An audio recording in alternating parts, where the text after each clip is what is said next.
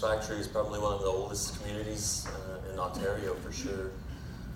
350 years is coming up, and we've been evolving since then. So when the fur traders arrived up to now, like, we've seen our community evolve and be innovative and try to, you know, keep up with the times and embrace new technology, especially with the drones. I mean, that's all new stuff, and most people think that it's just a toy or something that they play with, but really it can improve a lot of logistics, especially in the north, the remote north, where there's not a lot of roads or things like that. So a highway in the sky utilizing drones is, you know, the way we want to go.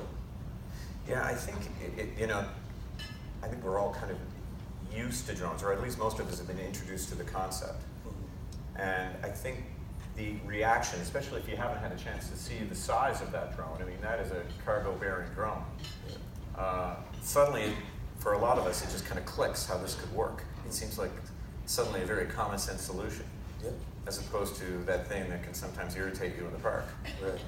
Right. I mean, that has a serious potential, not only for the north, but other remote communities. For sure, yeah. And you know, we're hoping that we can build the model and build the story and share that with our other Indigenous communities across Canada, because there's a lot of us up there, you know.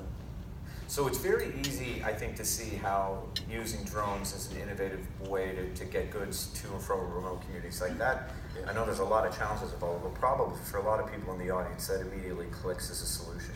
But it might be a little harder to describe innovation in terms of how, Billy, you may go about things. Tell us about it.